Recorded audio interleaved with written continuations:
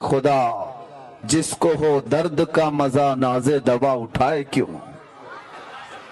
اور اسی پیرائے میں اقبال یوں کہتا ہے، دو عالم سے کرتی ہے بیگانہ دل کو، دو عالم سے کرتی ہے بیگانہ دل کو، عجب چیز ہے لذت آشنائی. جس کو نبی پاک صلی اللہ تعالی علیہ وسلم کی آشنائی کی لذت مل جاتی ہے، وہ پھر وہ دو عالم سے لاپرواہ ہوتا ہے. اسے کسی کی فکر اور پرواہ نہیں ہوتی، کون کیا کہہ رہا ہے، کون کیسے بھوک رہا ہے. بس بارگاہ مصطفیٰ صلی اللہ علیہ وسلم سے جس کی وابستگی ہو. اعلیٰ حضرت امام اہل سنت فرماتے ہیں، اپنے دل کا ہے انہی سے آرام، سونپے ہیں انہی کو سب کام. لو لگی ہے کہ اس در کے غلام، چارہ درد رضا کرتے ہیں. جان و دل ہوش و خرد سب تو مدینے پہنچے، تم نہیں چلتے رضا سارا تو سامان گیا. انہیں جانا انہیں مانا نہ رکھا غیر سے کام، للہ الحمد میں دنیا سے مسلمان گیا. میرے عزیزو، میلاد مصطفیٰ صلی اللہ تعالی علیہ وسلم کا یہ حسین اور پربہار موقع ہے، اور جس علاقے سے بھی ہم گزر جاتے ہیں روشنیاں بتاتی ہیں کہ کون رہتا ہے یہاں. لائٹنگ بتاتی ہے کہ کس طرح کے لوگ کس محلے میں رہتے ہیں. اجالا سنیوں کے اجالے کو بتاتا ہے، اور اندھیرا کسی کے عقیدے کے اندھیرے کو بتاتا ہے.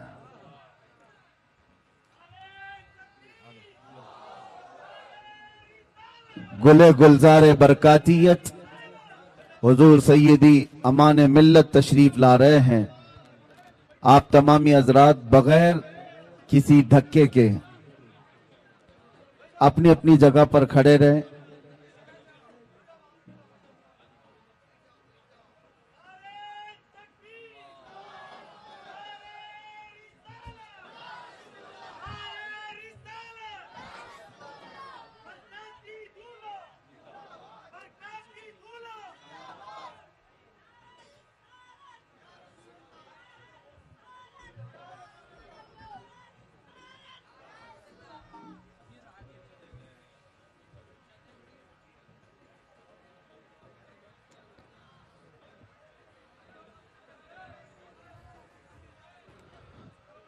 حضرات، آبروئے خانوادہ مارہرہ، گلے گلزار برکاتیت، یادگار اسلاف حضور سیدی و سندی امان ملت، اس بزم کی رونق نہیں بلکہ جان بنے تشریف رکھتے ہیں. اور عرصی کیرے والوں کی خوش نصیبی ہے کہ اس عظیم خانوادے کے چشم و چراغ کو آپ نے اپنے ہاں مدعو کیا ہوا ہے، بلکہ حضرت نے یہاں پر قدم رنجہ فرمایا ہوا ہے. جن کے دربار کی نسبت حاصل کر کے وقت کا مجدد یوں کہتا تھا، کیسے آقاؤں کا بندہ ہوں رضا، کیسے آقاؤں کا بندہ ہوں رضا، بول بالے میری سرکاروں کے. وہ ایک گنبد ہے جس کے نیچے 7 قطب آرام فرما ہے. اسی مارہرہ مطہرہ کی خوشبوئیں لیے ہوئے کرناٹک کی سرزمین پر یہ سید زادہ تشریف لایا ہوا ہے. اور ہم دعا یہ کرتے ہیں اللہ کریم کی بارگاہ میں کہ ان سادات کا سایہ اہل کرناٹک پر ہمیشہ قائم و دائم رہے.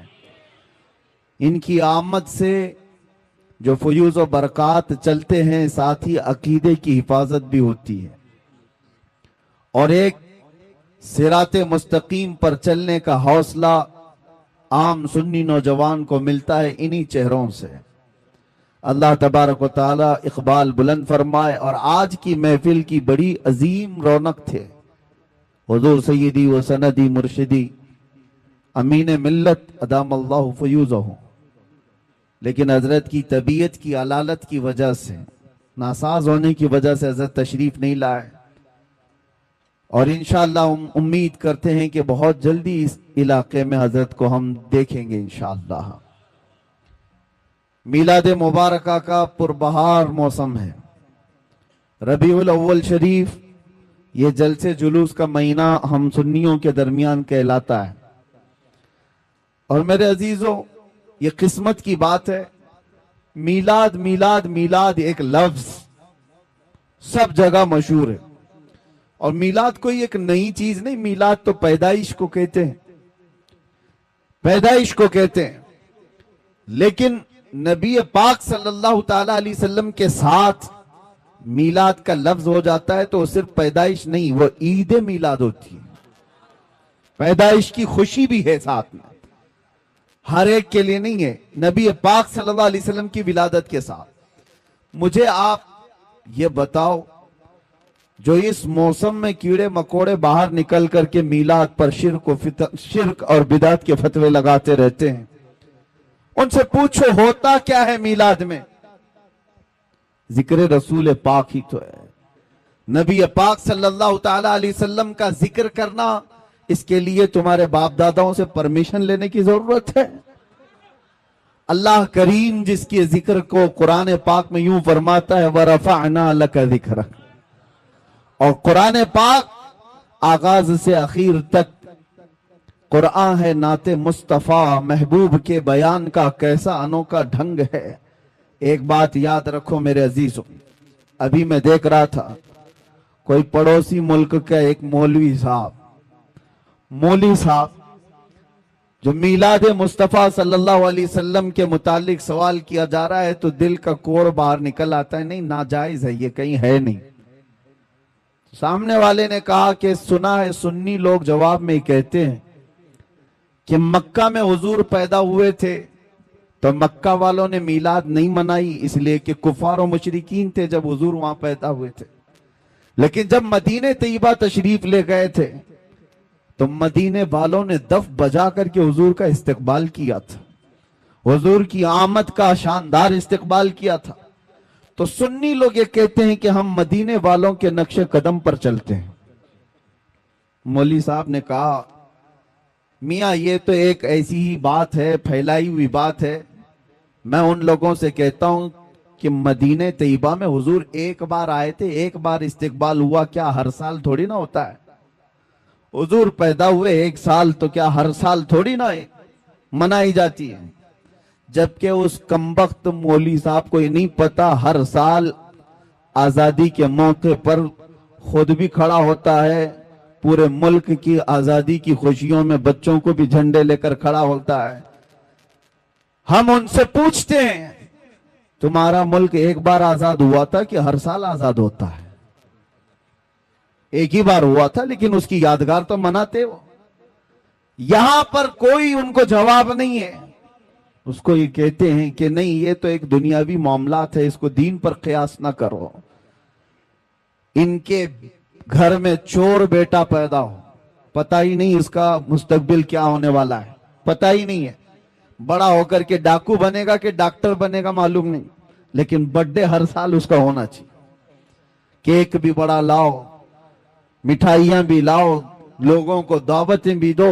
سب کے گھر اس سے آج کل بچے کسی کے نہیں ہیں، ہو سکتا ہے کسی کے ہاں تھوڑا کسی کے ہاں زیادہ، لیکن منا رہے ہیں سب۔ ایک ٹرینڈ نہیں ہے برتھڈے منانے کا، تم نہیں بھی مناؤ تو بچے تمہاری گردن پہ چڑھ کے پوچھتے ہیں میرا برتھڈے ہے کیوں نہیں منا رہے؟ وہ بچوں کو آج میں تعلیم دینا چاہتا ہوں کہ اللہ نہ کرے تمہارے ہاں کہیں پر بھی یہ سڑن اگر آ گئی جو حضور کی میلاد پر یہ کہتے ہیں ایک ہی سال حضور تشریف لائے تھے، ہر سال کیوں؟ تو اپنے باپ سے بھی کہو میں ایک ہی بار پیدا ہوا تھا، ہر سال برتھڈے کیوں؟ ہر سال کیوں؟ میرے عزیزو، جس کا فیوچر معلوم ہی نہیں یہ کیا ہونے والا ہے، اس کی خوشیاں مناتے ہو، اور جو محبوب رب العالمین ہے، جس کا آنا یہاں پر برکت ہے اور جس کا رہنا یہاں رحمت ہے، اور اس کے آنے کے دن کو ہم یادگار نہیں منا سکتے۔ دوسری ایک اور بات پھیلائی جاتی ہے، یہ اس لیے کہ کنفیوژن میں دور کرنا چاہتا ہوں، سنی لوگ بیچارے ایسے बौछार आ जाते हैं तो परेशान होकर के कहते हैं ऐसा है क्या, क्योंकि इल्म से वास्ता कम रहता है। लेकिन सोशल मीडिया पर आजकल आप ज्यादा एक्टिव हैं, तो हम भी चाहते हैं कि उसी तरह से आपको जवाब भी परोस दिया जाए। एक चीज और फैलाई जाती है कि 12 रबीउल अव्वल को तुम तो हुजूर की विलादत की खुशी मनाते हो, जुलूस निकालते हो, तुम्हें ये नहीं मालूम सुन्नियों कि हुजूर का उस दिन इंतकाल भी हुआ था, हुजूर उस दिन दुनिया से रुखसत भी हो गए थे। तो गम होना चाहिए, जो सहाबा को इतना गम था। सहाबा थोड़ी ना खुशियां मना रहे थे, हुजूर के जाने का दिन है। क्या अजीब चीज के जरिए से लोगों के जहन को खरीदने की कोशिश की जाती है। ये ऐसी ही बात है, मैं आपको बताता हूं, इस पर मैं जवाब बाद में देता हूं। अभी हम मदीने शरीफ में थे तो एक साहब मट्टी लेकर के आए थे वापस। कहा कि हजरत हम जो है ये 6 महीने पहले उम्रा पे आए थे, जन्नतुल बकी की कुछ मट्टी लेकर के गए थे, तो लोगों ने इतना डराया कि जन्नतुल बकी की मट्टी जो है जुदाई के गम में रोती है, उसको वापस लेके आया। खैर ठीक है, तुम्हारी अकीदत अपनी जगह, किसने इस तरह की बातें की। हम ये नहीं कहते कि सब मट्टी उठा लाओ। किसी ने कहा मदीने की मट्टी वो अपनी निस्बत के लिए एहतराम के तौर पर उसका अपना मामला है, उठाया तो उठाया, लाया तो लाया, लेकिन बहकाने वाले ने उसको किस अंदाज से बहकाया, ऐसे कि जुदाई के गम में रोती है, वापस ले जा। मैंने उससे कहा उस मौलवी को पकड़ के, खजूर नहीं रोता क्या जो मदीने से 10-10 किलो भर के लाते हो? मदीने के दरख्तों में खजूर भी तो है, तोड़ के लाते हो। जमजम नहीं रोता क्या, वहां के कुएं से उठा करके लाते हो? किस तरह की इस तरह मैनिपुलेट करके लोगों के दिमाग को। इमाम आमश एक बहुत बड़े बुजुर्ग हैं, उनके पास एक साहब आए थे और उन्होंने कहा था ऐसा ही सवाल इमाम आमश के पास।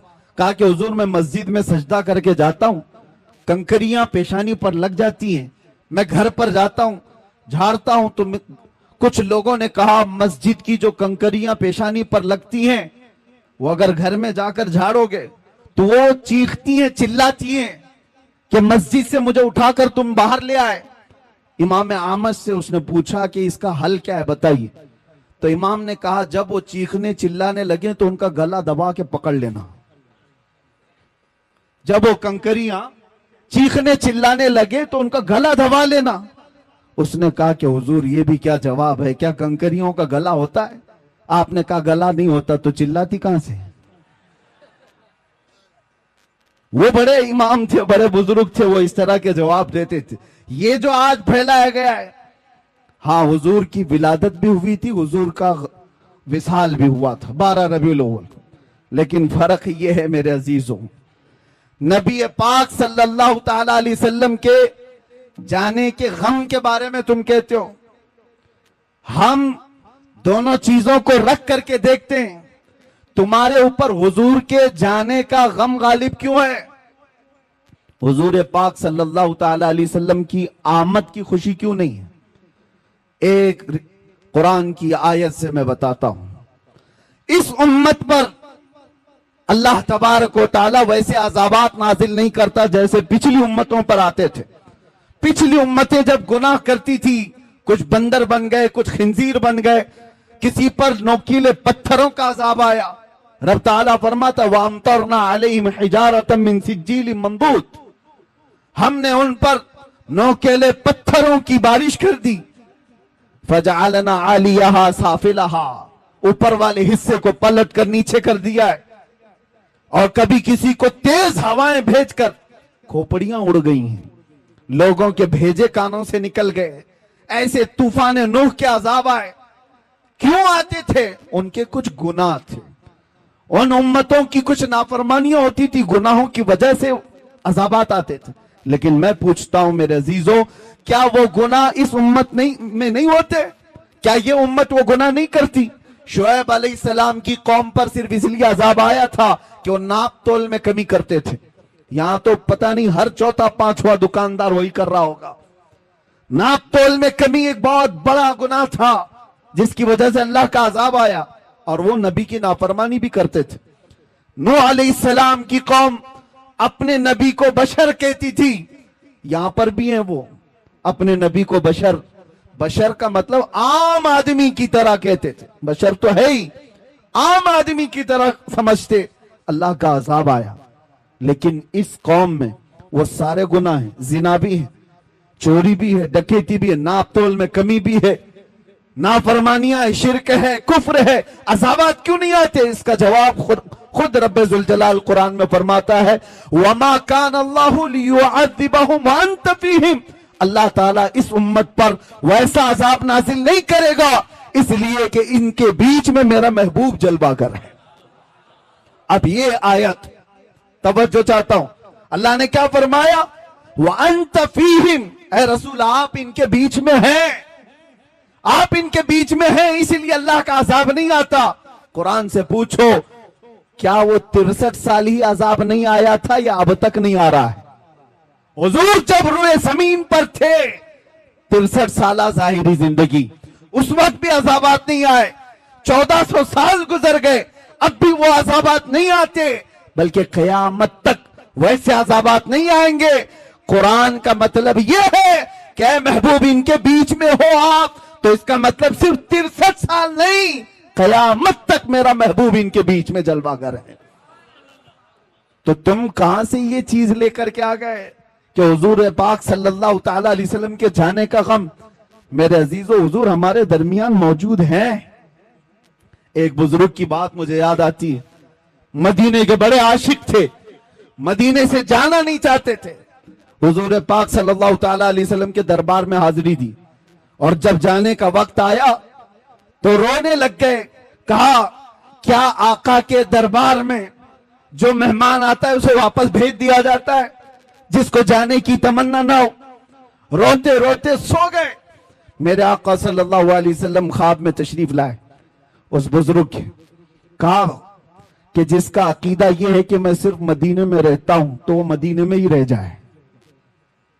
जिसका यह मानना है कि सिर्फ मैं मदीने में ही रहता हूं तो वो यहीं रह जाए, और जिसका ये मानना है कि हर आशिक रसूल के साथ रहता हूं तो दुनिया के किसी भी कोने में जाए, मेरी खुशबुएं उसके साथ हैं। अजीजान गिरामी वकार, हम सब सुन्नियों का यह अकीदा है कि हम जो मीलाद पाक सल्लल्लाहु ताला अलैहि वसल्लम मनाते हैं, इसमें मौत का जिक्र छेड़ करके, हुजूर पाक के इंतकाल की खबर मिला करके सुन्नियों को वरगलाने की कोशिश की जाती है। उस वक्त मैं आपको बताऊं, विलादत की खुशी और मौत के गम, दोनों चीजों को बता रहा हूं मैं, दोनों चीजों को। विलादत के दिन सबसे ज्यादा गम अगर किसी को था तो वो इबलीस को था। यह पक्की बात है कि नहीं? शैतान को सबसे ज्यादा गम था। और ये साहब कुछ लोग एतराजात करते हुए ये कहते हैं कि मिलाद के बारे में हम लोगों पर एतराज करते हो कि हम शैतान के चेले, हम मिलाद नहीं मनाते। और इब्लीस लईन को हुजूर पाक सल्लल्लाहु अलैहि वसल्लम के जाने की खुशी हुई थी और तुम लोग उस दिन खुशियां मनाते हो। इब्लीस उस दिन खुशियां मना रहा था कि हुजूर इंतकाल कर गए। झूठे हो, झूठ बोलते हो। जिस दिन हुजूर का इंतकाल हुआ उस दिन भी शैतान खुश नहीं था, बल्कि वो ये कह रहा था, ये तो दुनिया से चले गए लेकिन इस्लाम पूरे कोने तक फैल जाएगा। इब्लीस तो तुमसे ज्यादा जानता था, इसलिए हुजूर के इंतकाल के दिन इब्लीस खुश नहीं था, जो हम पर एतराज करके बोलते हैं। इब्लीस खुश नहीं था, वो उस दिन भी गम में था कि हुजूर गए तो गए, लेकिन सिद्दीक भी छोड़ गए, फारूक भी छोड़ गए, उस्मान भी है, हैदर भी है, और नबी पाक सल्लल्लाहु ताला अलैहि वसल्लम का ये मिशन न रुका था न रुकेगा। अजीजा ने गिरामी वकार, ये मीलाद के सिलसिले में चंद बातें थी जो आपको बताना जरूरी है, और बल्कि हर साल ये रिपीट की जाती हैं और अब महफूज रहेंगी। अगला साल फिर आएगा, फिर आप ये चीजें सुन लेना। ये स्प्रे का काम करेंगी, जब जब कहीं से कॉकरोच आए तो स्प्रे मार देना। नौजवानों के लिए खास तौर पर अपने अकीदे की हिफाजत करो, अपने अकीदे की हिफाजत करो। जान है इश्क मुस्तफा रोज फजू करे खुदा, जिसको हो दर्द का मजा नाज़े दवा उठाए क्यों। आज मैं ये बात अर्ज करना चाहूंगा जो कुरान की आयत मैंने तिलावत की। अल्लाह फरमाता अल्लाहु व रसूलुहु अहक्कु अन युर्दू, अल्लाह और उसका रसूल ही ज्यादा हकदार हैं कि उनको राजी किया जाए। बस अल्लाह और उसके रसूल ही ज्यादा हकदार हैं कि उनको राजी किया जाए। तुम किसको किसको राजी करने में लग गए। दुनिया कभी राजी नहीं होगी। जिसके लिए तुमने दाढ़ियां छिलाई, जिसके लिए तुमने अपने हुलिये बदल दिए, जिसके लिए तुमने अपने अखलाक बदल दिए, वो दुनिया तुमसे राजी ही नहीं हुई। तुम महंगे महंगे कपड़े डिजाइन के फैशन के पहन करके सोचने लगे दुनिया को दिखाऊंगा। दुनिया फिर भी तुम पर उंगली उठाती रही, ताने मारती रही, लेकिन मेरे अजीजों ये कभी राजी नहीं हुई, कभी नहीं। जिन दोस्तों को राजी करने के लिए तुमने अपने माँ बाप को तर्क किया था, रात रात भर जो तुम्हारी माँ इंतजार करती उनको छोड़कर 2 टके के नौजवानों की दोस्ती पर तुम रात गुजार लेते हो, और आवारगी पर ले जाने वाला हर अय्याश नौजवान, सुन ले ये बात, ये जिस नौजवान के लिए तूने अपने पैसे पानी की तरह बहाए थे और उसको खुश रखने के लिए अपनों को तक छोड़ दिया था, कल ये तेरे साथ क्या करने वाला है। इधर सांसों की माला रुक गई, टूट गई, तो कब्र में दफन करने के बाद आधा घंटा भी तुम्हारी कब्र पर खड़ा होना उसे पसंद नहीं है। रुखसत हो गया, मुट्ठी भर भर करके मिट्टी डाला और चला गया। यही है वो दुनिया। इसीलिए कुरान ये कहता है इस दुनिया में अगर सबसे ज्यादा हकदार कोई है जिसको राजी किया जाए वो अल्लाह और उसके रसूल है। और दुनिया इसको राजी करने के लिए बहुत पापड़ बेलने पड़ते हैं। कितनी मर्तबा अगर किसी के साथ कुछ हो गया, तुम्हारी तकरार हो गई, देखो उसको मनाने के लिए कितना वक्त लगता है, कितना वक्त लगेगा, लेकिन रब तबारक व तआला का दस्तूर और मेरे महबूब अकरम सल्लल्लाहु अलैहि वसल्लम का दस्तूर क्या है। यहां बंदा एक बार आता है, एक सजदा करे, अल्लाह उसे माफ फरमाए, वो एक सजदे में राजी हो जाए। और इधर मेरे मुस्तफा करीम सल्लल्लाहु ताला अलैहि वसल्लम जिनका दरबार आली ये है, आला हज़रत फरमाते हैं चोर हाकिम से छुपा करते हैं। और यहां पता है ना दुनिया में क्या है, जो चोरी किया हुआ है वो पुलिस से डरता हुआ घूमता है, पुलिस पकड़ लेगी वो छुपता रहता है।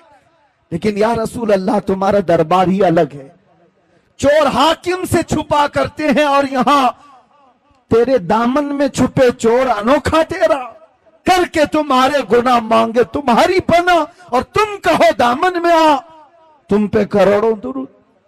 ये बारगाह है मुस्तफा करीम सल्लल्लाहु अलैहि वसल्लम का।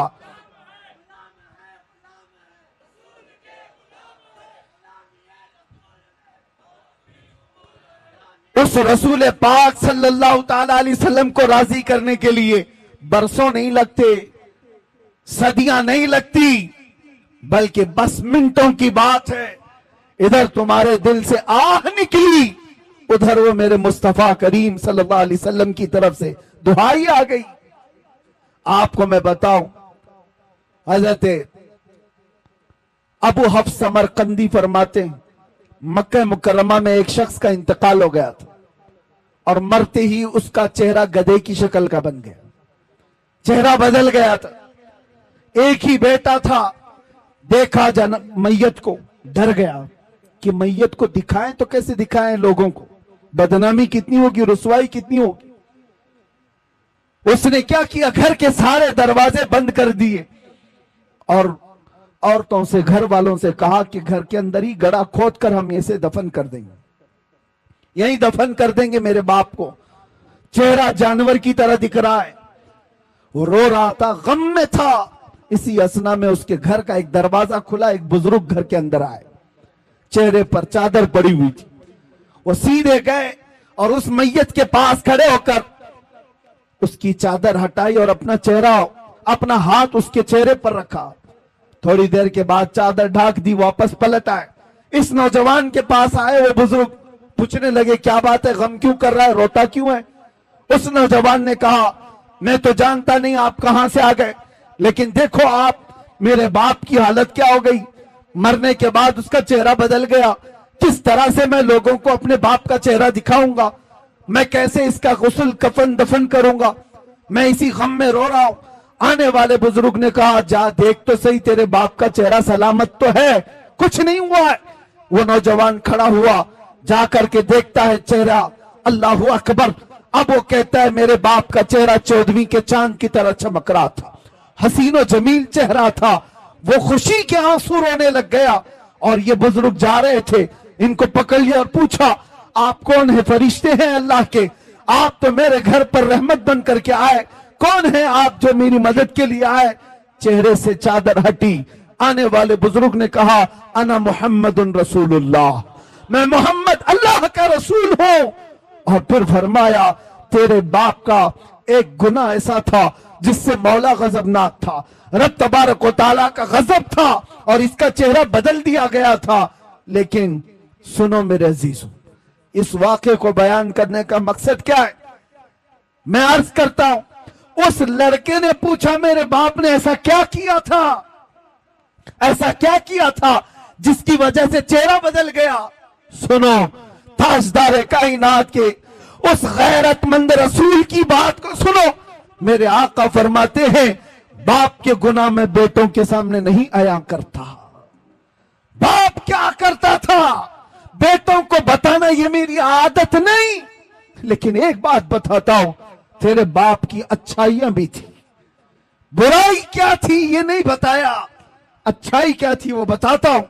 फरमाते हैं तेरे बाप की एक अच्छाई ये थी कि ये उस वक्त तक रात में बिस्तर पे सोता नहीं था जब तक कि 100 मर्तबा मुझ पर दुरूद नहीं पड़ता था। ये तेरे बाप की अच्छाई थी।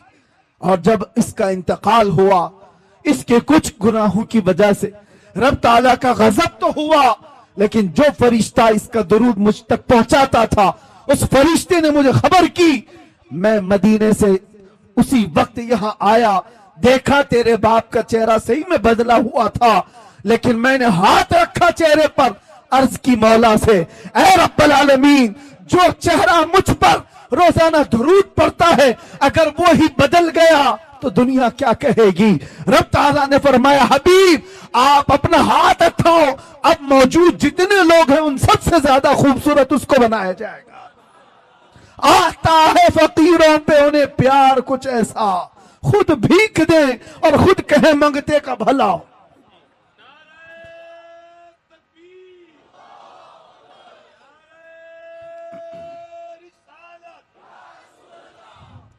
ये बात किस लिए मैंने अर्ज की, इसलिए कि जिस रसूल को भंडारात की तन्हाई में याद करता हो, अगर उस पर मुसीबत आ पड़ी हो मौत के वक्त, ये दोस्त ये अय्याश या आवारे कोई नहीं आते। अगर तुम्हारी कब्र में भी कोई आता है तो आमिना का लाल आता है, नबी मोहतरम सल्लल्लाहु अलैहि वसल्लम की जात आएगी, तो क्यों उनको राजी नहीं करना चाहते। आला हजरत का भी यही पैगाम था, आज ले उनकी पनाह, आज मदद मांग उनसे, कल न मानेंगे कयामत में अगर मान गया, वहां पर फिर नहीं माना जाएगा। आज आ जाओ, राजी उनको करो, उस नबी पाक को राजी कर लोगे, दुनिया सब तुमसे राजी करा दी जाएगी, लोगों के चेहरे तुम्हारी तरफ फेर दिए जाएंगे। मैं एक अदना सा कुत्ता हूं दरबारे मुस्तफा का, बल्कि उसमें भी शुमार हो जाए तो किस्मत की बात है। सगे तैबा सब मुझे कह करके पुकारे बेदम, यही रखी हो मेरी पहचान मदीने वाले। हमारी इससे ज्यादा की औकात भी नहीं, लेकिन मैं एक बात अर्ज करता हूं, हमने लौ लगाई थी बारगाह मुस्तफा की तरफ और हमने सारा मौजू सारा उन्वान समेट करके तय किया था कि अब जिंदगी बाकी है तो हुजूर पाक सल्लल्लाहु अलैहि वसल्लम के नामूस की हिफाजत के लिए ही बोलेंगे। ये अर्ज किया, अहद किया था, इसका असर हम देखते हैं। साल नहीं गुजरे, साल 2 साल नहीं गुजरे, लाखों के दिलों को अल्लाह ने इस तरफ फेर करके रख दिया। पता है चला वो अगर राजी है तो मौला पूरी कायनात को एक तरफ फेर देता है। उनको राजी करो, اور چپے چپے پر امام احمد رضا کی بات یوں ہی نہیں پھیلائی جاتی. اعلیٰ حضرت، یہ کبھی اعلیٰ حضرت آئے یہاں پر، لیکن ابھی میں کہوں عشق محبت، عشق محبت ایک ہی جملہ ہے، ایک ہی ہے. کسی بھی جگہ پر جاؤ، اعلیٰ حضرت نے اپنے پرچارک نہیں پیدا کیے تھے، ایڈورٹائزمنٹ کے لیے کوئی بہت زیادہ سرمایہ خرچہ نہیں کیا تھا، نہ ہی ان کے سپاہیوں کو دوڑا رکھا تھا، نہ سوشل میڈیا کا دور تھا. لیکن جاؤ دنیا کے جس کونے میں بھی وہ نام ضرور تمہیں ملے گا اعلیٰ حضرت. کیوں؟ اس لیے کہ زندگی بھر جس کو راضی کرنے کی کوشش کرتے رہے تو میرے مصطفیٰ کا یہ قانون ہے، جو ان کا ہوتا ہے اللہ تعالیٰ اس کی محبت ہر ایک کے دل میں پیدا کرتا ہے. اور آج اعلیٰ حضرت کو ہم یوں نہیں یاد کرتے کہ اعلیٰ حضرت نے ہمیں فتاوی رضویہ دے دیا ہے، اعلیٰ حضرت نے ہمیں یہ دے دیا وہ دے دیا ہے، بلکہ جہاں سے یاد کرتے ہیں تو یوں کہتے ہیں ڈال دی قلب میں عظمت مصطفیٰ. کیوں یاد کرتے ہیں؟ ڈال دی قلب میں عظمت مصطفیٰ سیدی اعلیٰ حضرت پہ لاکھوں سلام.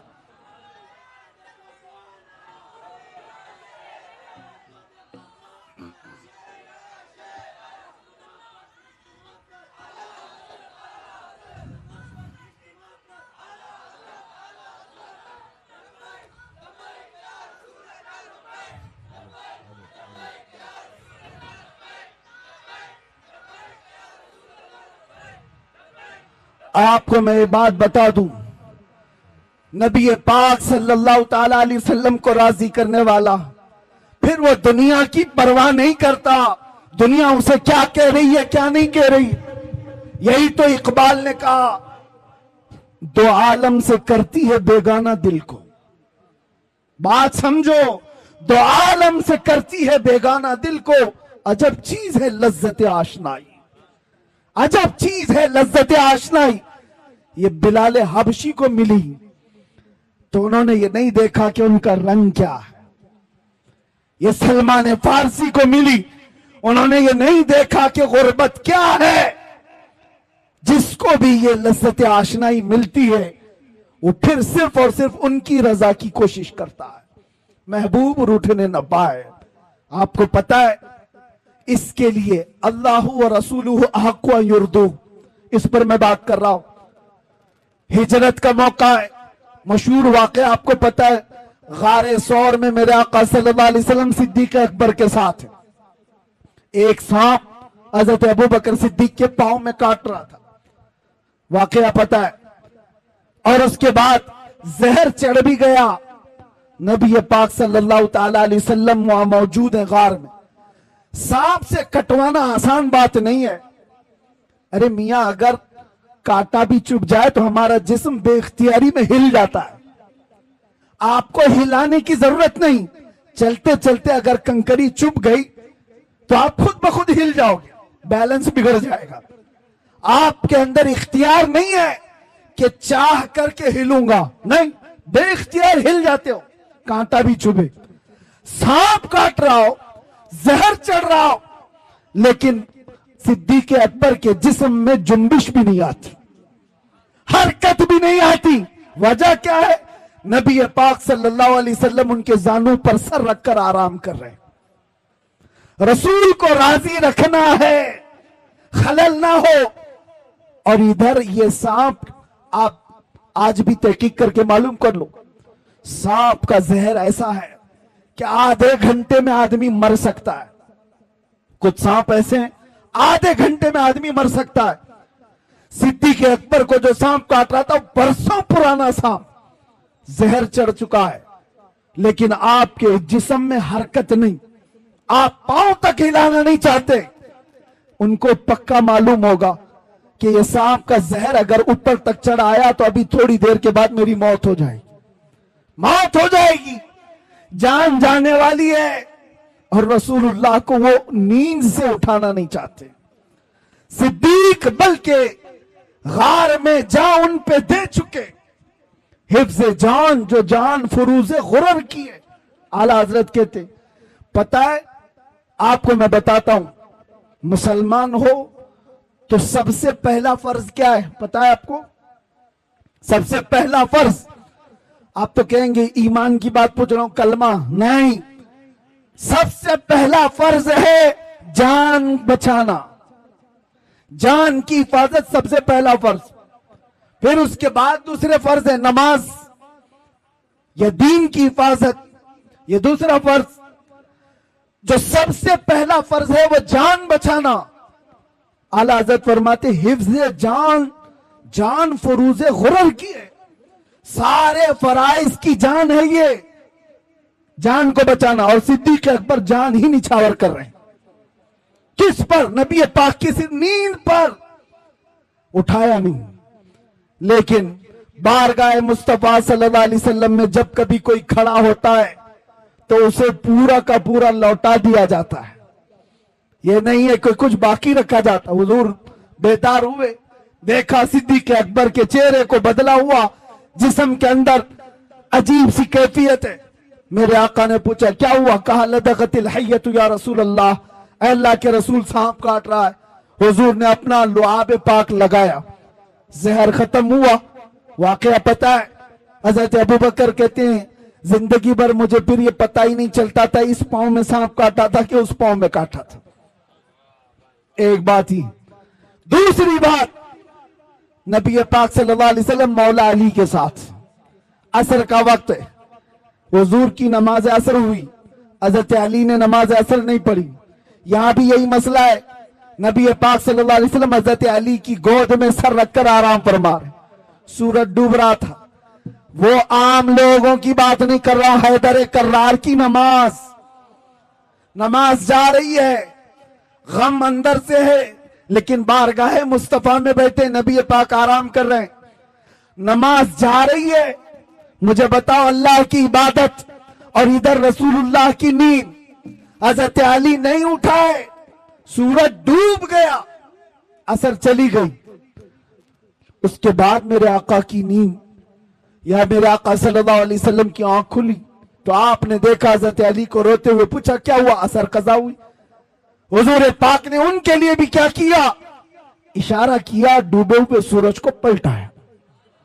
واقعہ پتا ہے، عصر کی نماز حضرت علی کی ادا ہو گئی۔ دو چیزیں میں نے آپ کے سامنے رکھا، ایک صدیق اکبر جن کو چاہیے تھا جان بچانا جو سب سے پہلا فرض ہے وہ نچھاور کر دیا، اور حضرت علی کو جو دوسرا فرض ہے نماز کی حفاظت وہ بھی چھوڑ دیا۔ کس کے لیے؟ رسول اللہ کے لیے۔ کس کے لیے؟ نبی پاک کی نیند کے لیے۔ ایک جان قربان کر رہا ہے اور ایک نماز قربان کر رہا ہے۔ اعلیٰ حضرت اب اس پر کیا کہتے ہیں سنو، صدیق بلکہ غار میں جان ان پہ دے چکے، حفظ جان جو جان فروز غرر کی ہے، مولا علی نے واری تیری نیند پر نماز، وہ بھی نماز عصر جو اعلیٰ خطر کی ہے، تو نے پھیر دی انہیں نماز، تو نے پھیر دی انہیں جان اور ان کی نماز۔ یا رسول اللہ، تو نے پھیر دی ان کی جان اور انہیں نماز، پر وہ تو کر چکے جو کرنی بشر کی ہے۔ اب کیا ثابت ہوتا ہے؟ ثابت ہوا جملہ فرائض فرو ہیں، جتنے فرض ہیں یہ سب برانچ ہیں۔ فرع کا مطلب سمجھتے ہو؟ فرع کس کو کہتے ہیں؟ برانچ کو، شاخ کو۔ اصل اور فرع دو چیزیں، اصل فرض ہے اور اس کی جو شاخ ہے اس کو فرع کہتے ہیں۔ اب اعلیٰ حضرت فرما رہے ہیں یہ دونوں صحابہ صدیق اکبر کے عمل سے، مولا علی کے عمل سے یہ ثابت ہوتا ہے جتنے فرائض ہیں یہ سب برانچ ہیں، یہ سب شاخیں ہیں۔ جان بچانا یہ بھی فرض ہے، نماز کی حفاظت یہ بھی فرض ہے، لیکن یہ سارے فروع ہیں۔ ثابت ہوا جملہ فرائض فروع ہے، اصل الاصول بندگی اس تاجور کی ہے، اصل الاصول بندگی اس تاجور کی ہے۔ اگر وہ راضی نہ ہوا تو پھر نماز کس کام کی؟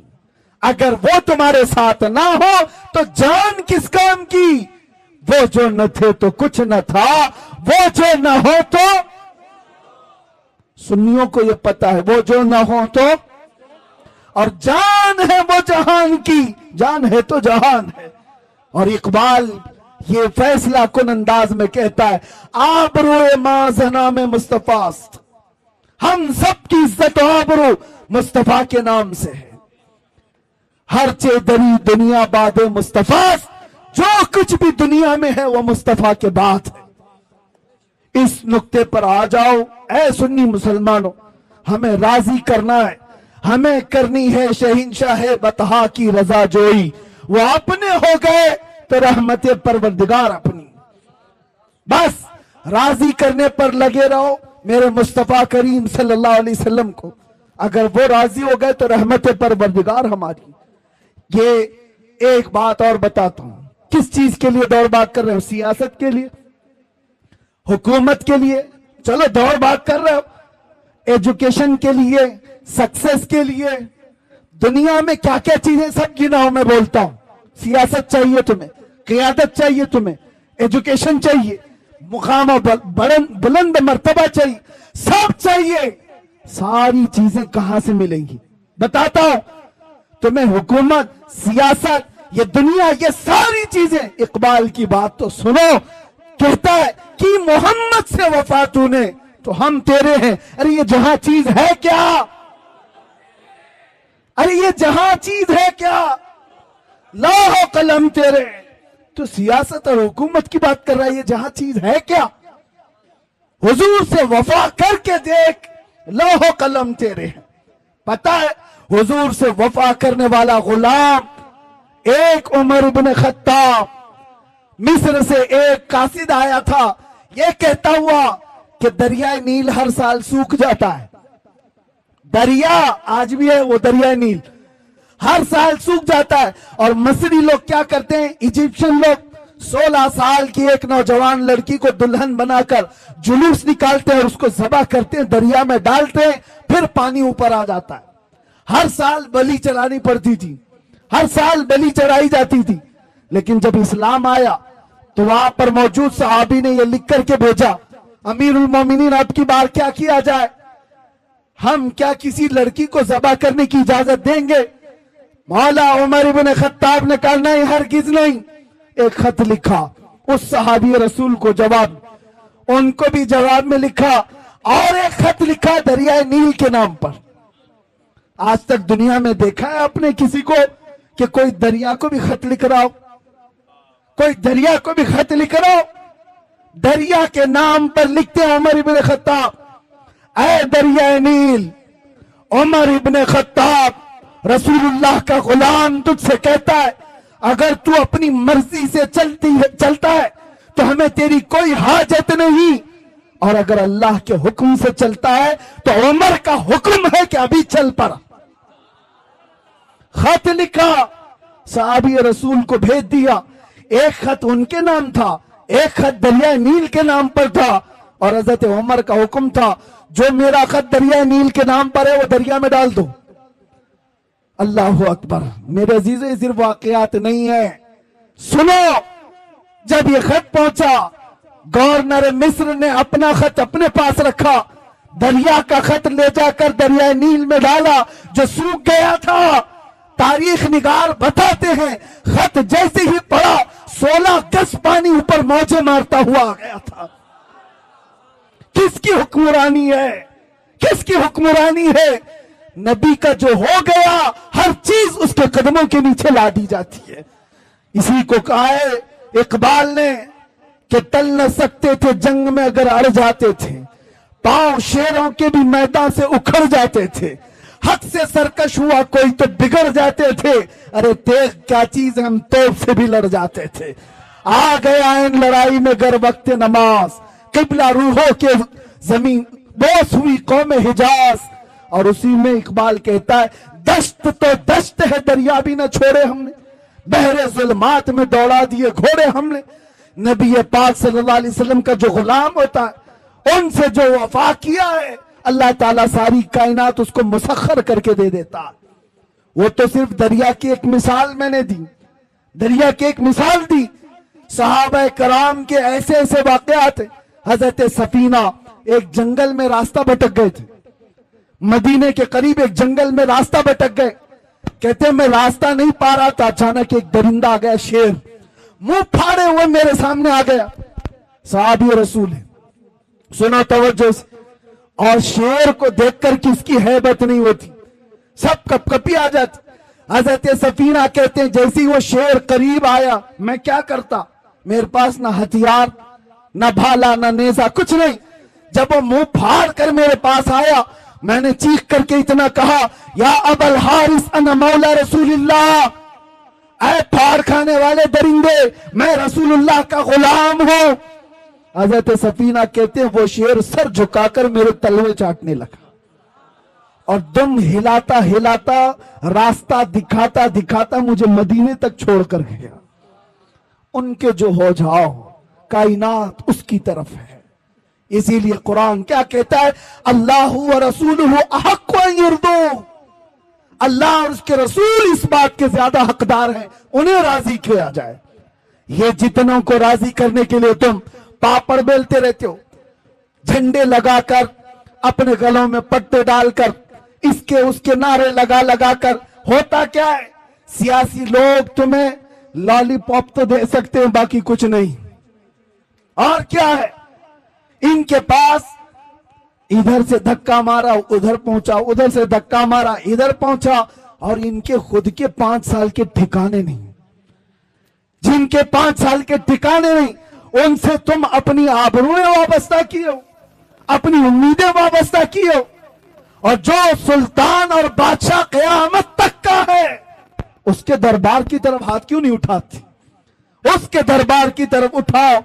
इसीलिए मारहरा का अजीम कलंदर अपने दौर में हुजूर सैयदुल उलमा जब वो दौरे करते थे, उनका भी एक वक्त था जब हुकूमत भी कांप रही थी उनकी जुबान से निकलने वाले अल्फाज और हजारों के मजमे में उनका असर देखकर। और उस जमाने में हुकूमत एक डिक्टेटरशिप की तरह थी। लेडी प्राइम मिनिस्टर, उनकी तरफ से सुना गया कि कहा गया, मियां सैयद मियां आप राज्यसभा की कुर्सी ले लीजिए, आप भी पार्लियामेंट के मेंबर बन जाइए। तो आप सैयद मियां रहमतुल्लाह अलैह ने फरमाया था, जिसके पास आयतल कुर्सी हो उसे तेरी कुर्सी की जरूरत नहीं।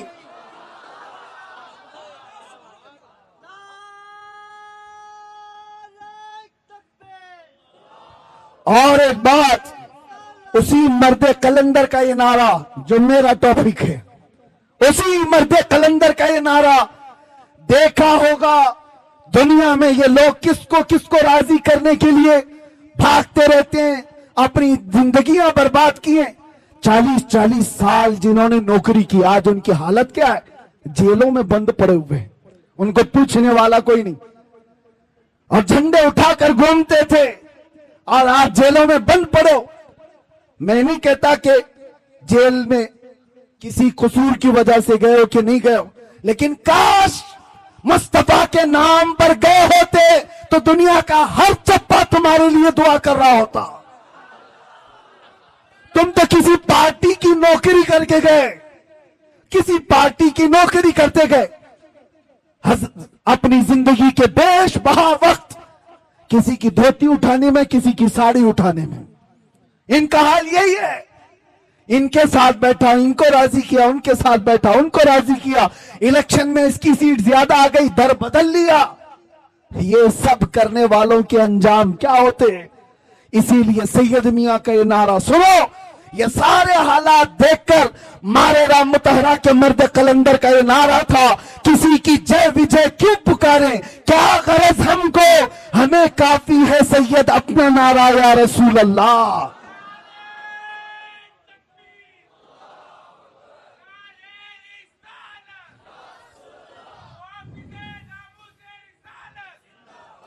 अजीजा ने गिरामे वकार, बस मैं अपनी बात को खत्म करता हूं।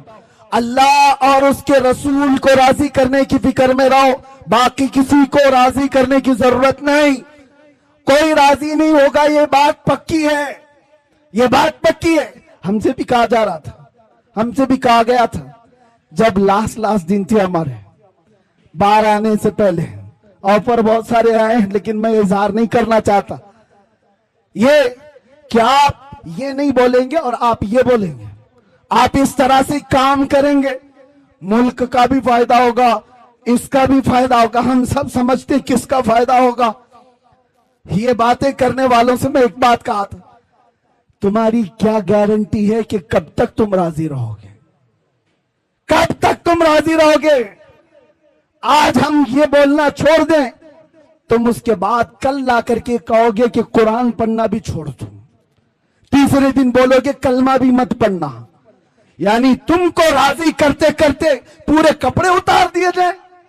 اس لیے یاد رکھو اے مسلمانوں، دنیا کو راضی کرنے میں کبھی اپنے آپ کو بدلنے کی ضرورت نہیں، اللہ اور اس کے رسول کو راضی کرنے میں اپنا وقت لگاؤ، اور اللہ تعالیٰ ایسا مقام بناتا ہے، ایسا مقام بناتا ہے کہ تم مر کے بھی چلے جاؤ گے، نام اللہ مٹنے نہیں دیتا، نام مٹنے نہیں دیتا۔ بس یہی میرا میسج ہے کہ آج جھوم کر کے ہم یہ کہہ کر کے جائیں گے، دنیا کسی بھی طرف بلائے، دنیا کسی بھی لالچ کی طرف ہمیں پکارے، ہمیں وہ نہیں دیکھنا ہے اور نہ ان کو راضی کرنا ہے، نہ حسن کو راضی کرنا، نہ دولت کو راضی کرنا، نہ وقت کے طاغوتوں کو راضی کرنا۔ بس ہمارا کیا مشن ہے؟ اپنا سب کچھ گنبد خضرا کل بھی تھا اور آج بھی ہے، میرے نبی سے میرا رشتہ کل بھی تھا اور بتلا دو گستاخ نبی کو غیرت سنی زندہ ہے، ان پہ مر مٹنے کا جذبہ کل بھی تھا اور لبیک یا رسول اللہ۔